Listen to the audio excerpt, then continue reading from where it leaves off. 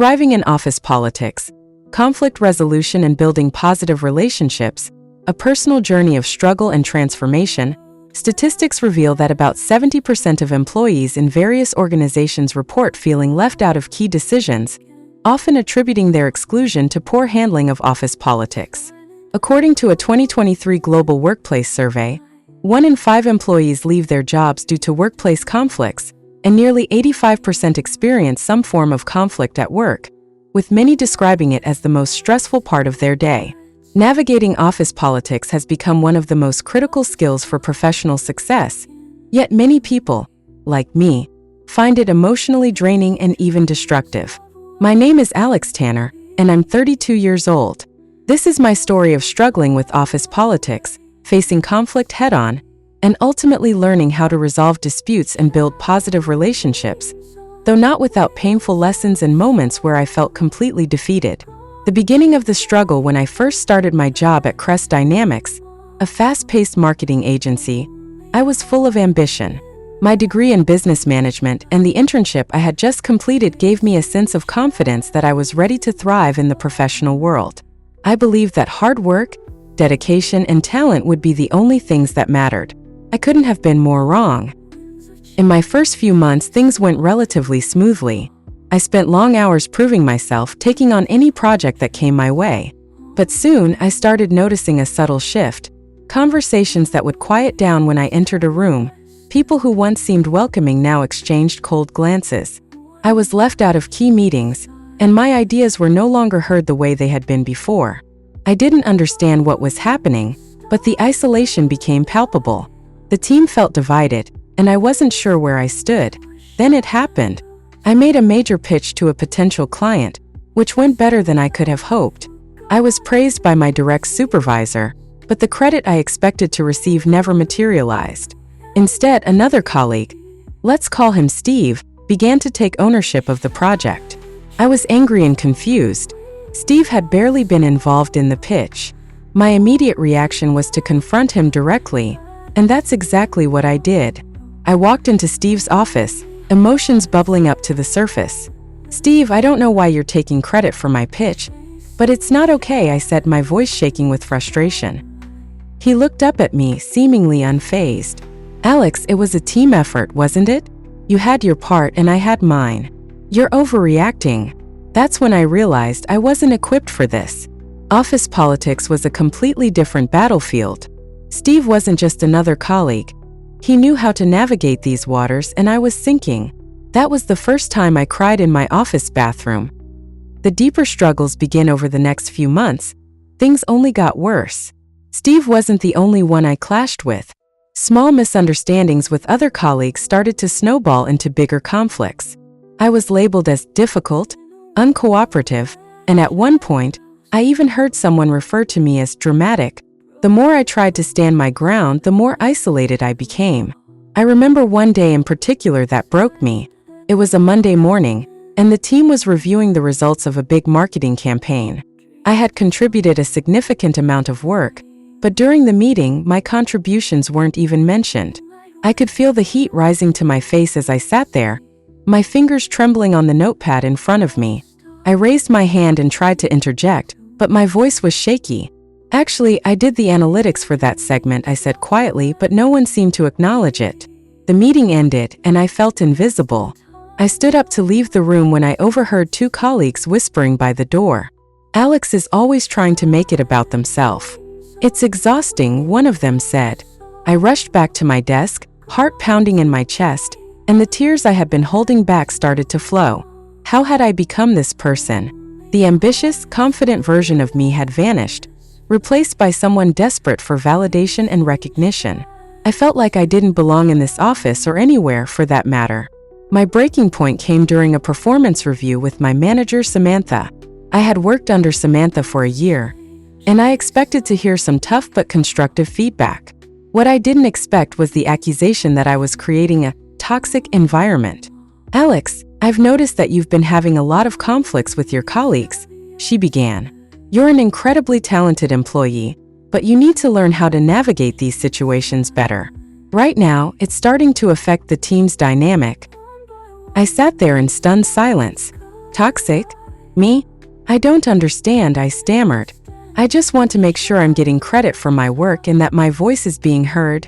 I get that, Samantha replied, but part of working in a team is knowing when to pick your battles. Sometimes it's not about being right. It's about maintaining relationships.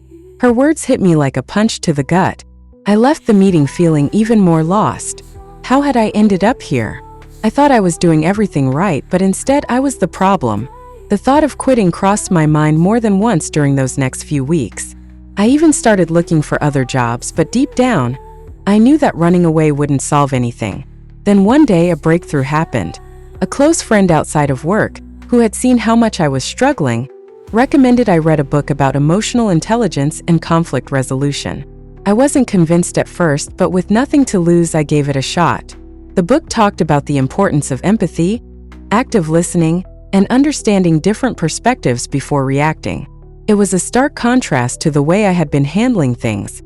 I realized that I had been operating from a place of insecurity and defensiveness, which only fueled more conflict. The next time I had an issue with Steve, I tried a different approach. Instead of confronting him in anger, I invited him to grab coffee. During our conversation, I really listened to his side of the story. I discovered that Steve had been feeling pressure from higher-ups and was just as stressed as I was. By the end of that coffee, I didn't agree with everything he said, but I understood where he was coming from. We found common ground and worked together more harmoniously from that point on. That small victory gave me the courage to continue learning how to resolve conflicts more constructively. I started to observe how others in the office handled disagreements, and I began to practice patience, empathy, and assertiveness without aggression. I had to teach myself how to defuse situations before they escalated, and how to maintain my dignity without damaging relationships. The shift wasn't instant, but over time, I began to notice a difference in how I was perceived. I reached out to colleagues I had once had friction with and tried to rebuild those bridges. Some were more receptive than others, but the overall atmosphere began to improve. Instead of being known as the difficult one, I became someone people could approach with their own challenges. I even found myself mediating conflicts between other team members. Building positive relationships wasn't easy. There were still days when I felt like an outsider, but I learned to focus on what I could control: my attitude, my reactions, and the energy I brought into the room. I worked hard on establishing trust with my team, and slowly but surely, I became more integrated into the fold. One of the most powerful lessons I learned was that office politics wasn't necessarily about manipulation or stepping on others to get ahead. It was about understanding human dynamics and learning how to build alliances that benefited everyone involved. Looking back now, I'm proud of the transformation I've made. Thriving in office politics doesn't come naturally to me. It's something I have to work at every day. But the lessons I've learned about conflict resolution and building positive relationships have changed the way I approach not just work but life in general. I've learned that sometimes, the most important battles aren't the ones you fight with others, but the ones you fight within yourself. To anyone out there who feels like they're drowning in office politics, my message is this: it's possible to turn things around. It's not easy, and it requires self-reflection, patience, and vulnerability. But when you start seeing office politics as an opportunity to grow, rather than a minefield to navigate, that's when the real transformation happens. And if I could do it, if I could go from crying in the office bathroom to thriving in an environment I once found toxic, so can you. After making small breakthroughs in conflict resolution and relationship building at work, I realized that the changes I needed to make wouldn't come from one conversation or a single shift in attitude. They required deep, sustained effort. And I couldn't do it alone. The first step toward truly overcoming my struggle was therapy. I had resisted the idea for a long time. I told myself that my problems weren't serious enough to require professional help, that I just needed to work harder, be stronger, and figure it out on my own. But I was wrong. Sitting in that first therapy session was one of the most humbling experiences of my life. I was afraid to admit to the therapist that my struggles were rooted in office politics. It sounded trivial compared to what others might be going through, but she listened without judgment. And then she said something that stayed with me. "Alex, what you're describing isn't just office politics. It's about your sense of self-worth, your need for validation, and how deeply the rejection and conflict are affecting you.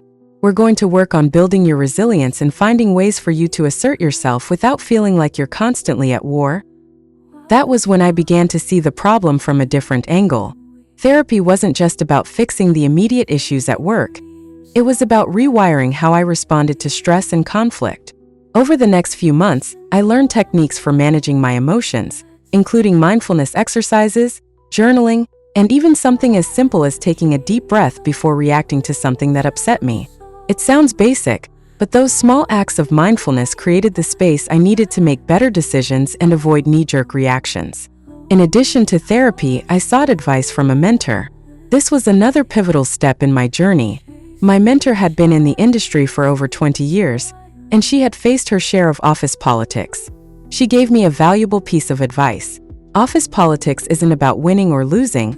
It's about influence, about understanding the power dynamics in a room and using them to create a positive outcome for everyone involved. You need to learn how to read the room, Alex, and that takes time. She encouraged me to observe, listen, and build alliances, but not in the cutthroat way I had always feared. Instead, it was about genuinely connecting with others, finding common ground, and recognizing that sometimes being a team player meant stepping back and letting someone else take the lead, even if it hurt my pride. In return, I built trust, and that trust became the foundation for better working relationships. Through these experiences, I slowly but surely rebuilt my reputation at work. Colleagues who once saw me as difficult started to come to me for advice. I found myself being included in conversations that I had once been excluded from, not because I demanded it, but because I had learned how to navigate those situations with more emotional intelligence. I became known as someone who could mediate conflicts rather than create them. I also started attending workshops on leadership and conflict resolution. These were eye-opening. I realized that conflict at work wasn't always a bad thing. It could be a catalyst for growth if handled correctly. The workshops taught me strategies for active listening, something I had struggled with for years. I learned how to validate other people's feelings without immediately jumping to defend myself, which had been my instinct for so long. These strategies, combined with therapy and mentoring, helped me manage the daily challenges that had once felt so overwhelming. I started applying the 5 whys technique, a problem-solving method that involves asking why something is happening 5 times to get to the root cause of a conflict. This helped me see beyond the surface-level issues and disagreements and identify the deeper concerns that needed to be addressed. I also embraced the art of compromise. There were times when I had to let go of my need to be right or recognized and focus instead on the bigger picture, the success of the team, the project, or the company as a whole. It wasn't easy, but it was necessary. Slowly, I started thriving. It wasn't that the workplace had changed overnight, but I had. I was no longer the person who felt victimized by office politics. I had learned how to navigate it with grace, resilience, and emotional intelligence. It didn't mean I never faced challenges. There were still conflicts, still moments of frustration, but I had the tools to handle them in a way that didn't consume me. One of the most powerful realizations I had during this journey was that office politics, at its core, isn't about manipulation or power plays. It's about relationships. It's about understanding that every person at work has their own motivations, insecurities, and goals, and finding a way to align those with your own. It's about building a sense of trust and credibility, which takes time but pays off in the long run. I became more proactive in resolving conflicts before they escalated. I would set up meetings with colleagues to clear the air after misunderstandings and made an effort to check in with people I once avoided. I built a support system at work, people I could rely on and who could rely on me. We weren't just colleagues anymore, we were a team. This transformation didn't just change my professional life, it changed me. I became more confident, more at peace, and more willing to take risks. I no longer feared confrontation because I knew how to handle it with empathy and composure. I learned how to set boundaries without being aggressive, and how to stand up for myself without alienating others. It was a profound shift that I carry with me every day. But if I had to point to one moment that solidified my transformation, it would be the day I stumbled upon a book that changed everything: Thriving in Office Politics, Conflict Resolution and Building Positive Relationships. First, I was skeptical. I had already been through therapy, mentoring, and workshops. What could one more book offer? But this book was different. It didn't just talk about what to do. It gave step-by-step guides on how to do it. From identifying toxic dynamics to resolving conflicts with grace, the book laid out a roadmap that felt both practical and transformative. I started practicing the steps outlined in the book, from learning how to communicate more effectively in meetings to understanding the unspoken rules of workplace dynamics. It was a game changer for me. Each chapter seemed to address exactly what I had been struggling with for years, offering solutions I hadn't even considered. I can honestly say that if it weren't for this book, I might still be stuck in the same patterns of frustration and isolation that once defined my career. The tools and strategies it provided gave me the final push I needed to fully thrive in my work environment. I stopped seeing office politics as an obstacle and started viewing it as an opportunity for personal growth and professional success. So, if you're struggling like I did, if you feel like office politics is crushing your spirit or holding you back, please grab a copy of Thriving in Office Politics: Conflict Resolution and Building Positive Relationships. It transformed my life, and I believe it can transform yours too. You can get a digital copy right now at LibriFFY.com, link in the description. Trust me, it's the first step toward thriving, not just surviving.